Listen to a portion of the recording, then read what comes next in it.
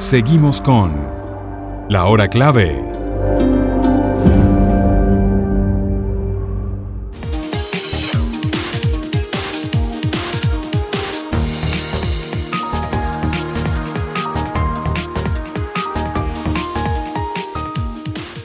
Bueno, vamos ahora sobre este interesante tema que es un poco volver o recapitular sobre los traspasos de gobierno en Venezuela.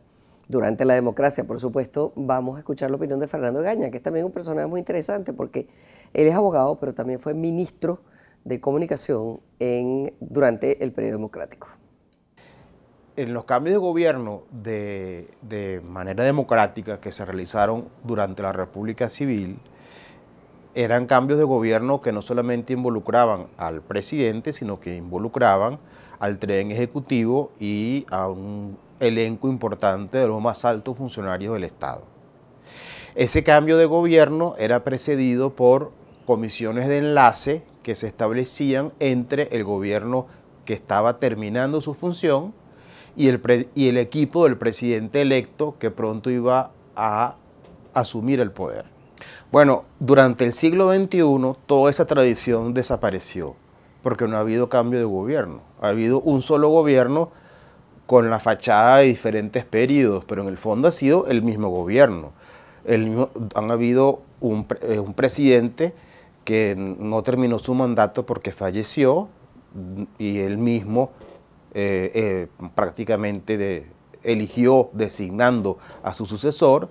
Los ministros son los mismos, los vicepresidentes son los mismos, los funcionarios son prácticamente los mismos, hay una alta rotación de estos funcionarios y el concepto de que un gobierno distinto tomaría las riendas del poder y que estos están obligados a cooperar para la constitución de ese gobierno distinto es un concepto que en Venezuela a nivel gubernamental y a nivel del poder desapareció.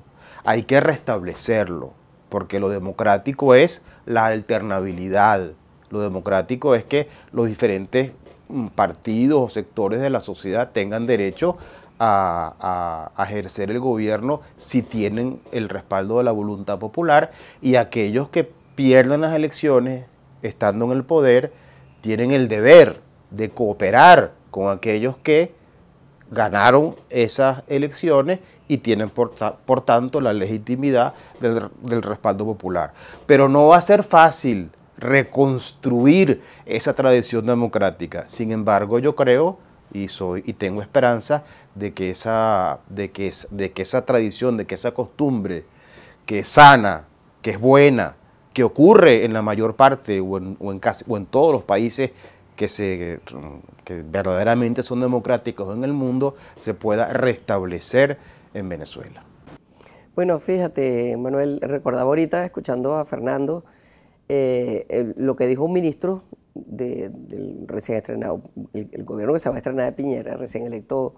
Él dice, nosotros no venimos con una retroexcavadora, nosotros lo que venimos es justamente a ver cómo continuamos compartiendo las responsabilidades. Tú sabes que, como decía José Gregorio, hay dos episodios muy importantes en esto del traspaso de mandos, ¿no?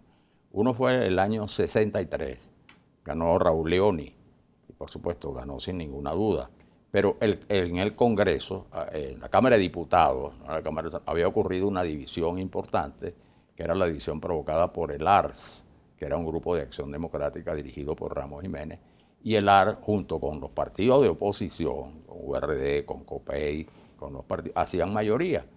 Y entonces la toma de posesión de Leoni se iba a realizar prácticamente con una Cámara de Diputados de la oposición. Allí surgió un acuerdo y un diputado del grupo ARS, Pedro Felipe Ledesma, que había sido secretario general de Acción Democrática en la clandestinidad, bueno, dio su voto, no hizo problemas de aquello y se juramentó como era de ley. Claro. El presidente León. Y el otro fue el año 68, ya cuando gana Rafael Caldera, que ganó por 30.000 votos. Y por supuesto no tenía mayoría en el Congreso. Y entonces allí se llegó a un acuerdo. Incluso alguien planteó que Caldera podía juramentar, lo podía juramentar el Tribunal Supremo de Justicia en aquel momento, porque parecía que no había el consenso necesario. Bueno, y se llegó a un acuerdo. Sin embargo, no hizo falta. Y entonces Jorge Dager, que era dirigente del FDP, fue nombrado presidente de la Cámara de Diputados.